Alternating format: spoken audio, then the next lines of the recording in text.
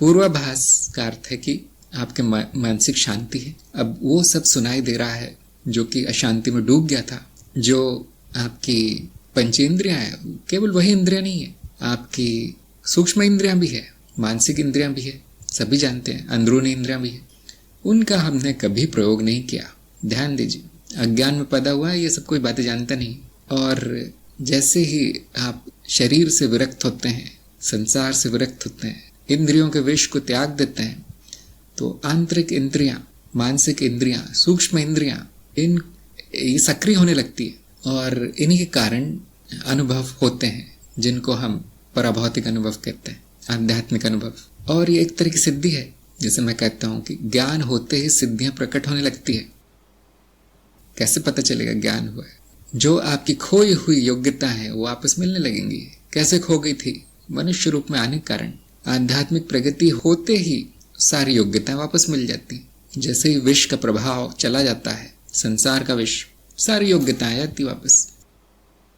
सभी अनुभव इंद्रियों के कारण है, लेकिन इंद्रियों की सीमा नहीं है।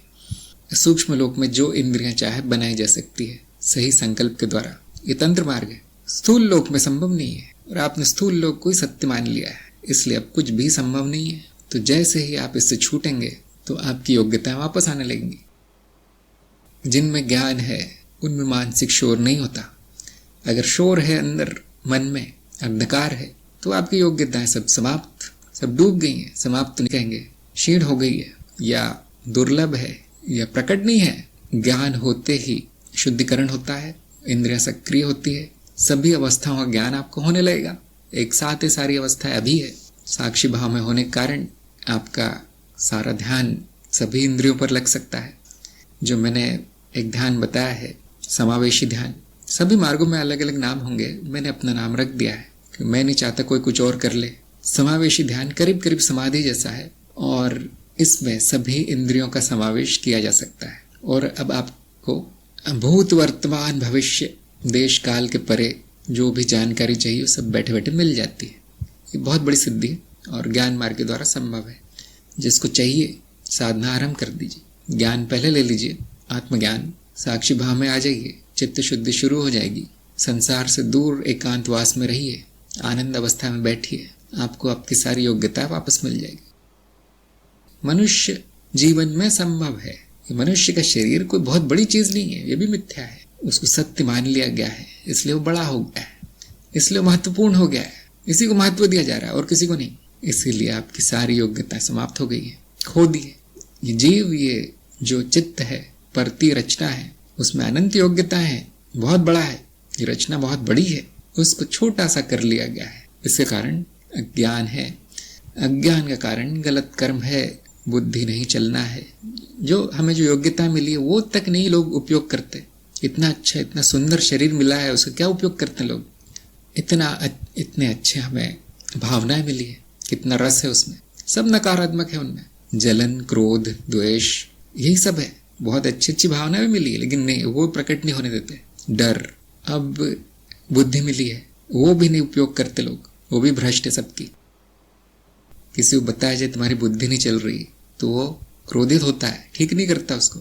वो इसी तरह से जैसे आपको बताया जाए कि भाई आपको जुकाम हो गया, गोली ले लो, तो या तो डर जाएगा या तो गुस्से में आ जाएगा, झगड़ा करने लगेगा। बोला कैसे तुमने, मुझे जुकाम हो गया। ऐसे ही जिसकी बुद्धि नहीं चल रही, बुद्धि में अशुद्धि है, उसको जब बताया जाएगी देखिए भाई आपकी बुद्धि नहीं चल रही, कोई थोड़ा इलाज कर लो, इसका उपाय है सबका, वो नहीं करेगा, वो नहीं करेगा। अपनी मान्यताओं को लोग पकड़ के बैठ जाते हैं और मान्यताएं वायरस की तरह है, जाती नहीं है। एक बार पकड़ लेती है तो जाती नहीं है। ऐसे बहुत से लोग हैं, हमारे सत्संग में भी है ऐसे लोग। सोचते हैं मैं मार्ग में हूं, करते वही है जो उनके मन में है। ये मूर्खता के लक्षण है। मूर्खता रोग है, बुद्धि का रोग, दूर किया जा सकता है।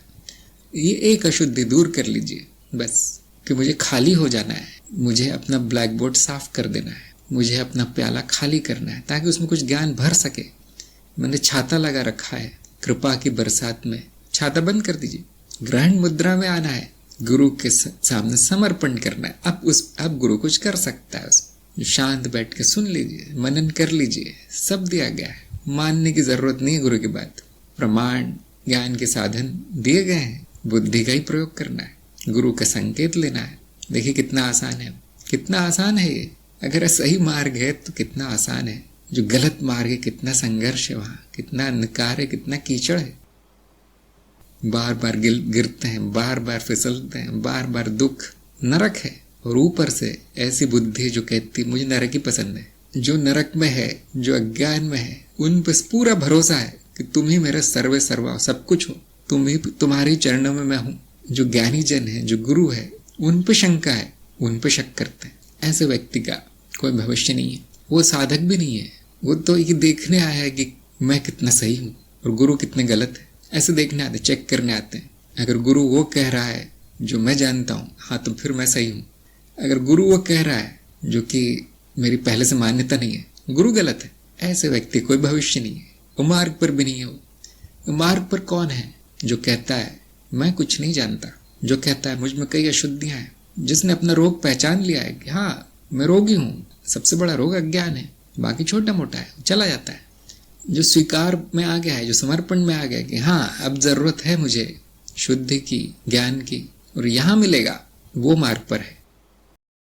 देखिए, मुक्ति आनंद का भाव आ रहा है तो अज्ञान नष्ट हो रहा है, पुरानी सोच मान्यता बदल रही तो मतलब अज्ञान नष्ट हो रहा है, और उसके कारण मुक्त अवस्था आ सकती है, स्वतंत्रता का अनुभव हो सकता है, अनुभूति। यही आनंद की स्थिति है। यह थोड़ा सा प्रकाश आने लगा है, तरह तरह की मान्यताएं हैं जिसके कारण दुख हो रहा था, जिसके कारण दुख है, तो वो जाने के बाद ऐसा लग सकता है कि मैं आनंद अवस्था में हूँ, लेकिन वो क्षणिक होती है। संपूर्ण आनंद आत्मस्वरूप जानने के बाद ही होगा।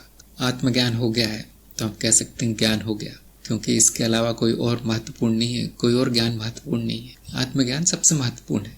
तो साक्षी भाव में रहिए और आनंद अवस्था अपने आप आ जाएगी।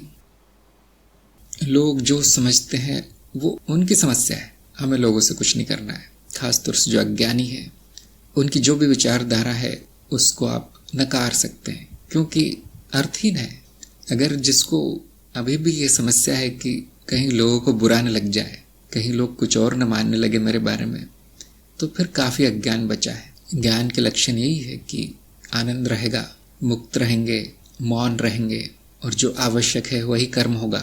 और भी के लक्षण है ज्ञान के कि आप जो बोलेंगे सत्य ही निकलेगा, आप जो भी करेंगे वो अर्थपूर्ण होगा, आपका अनुसरण लोग करेंगे, आपका मान सम्मान बढ़ेगा, आपकी बात ध्यान से सुनी जाएगी, आपके जीवन में सुख, समृद्धि, धन दौलत, स्वास्थ्य, लंबी आयु सब कुछ होगा, और ये अंतिम जन्म होगा, अंतिम होगा।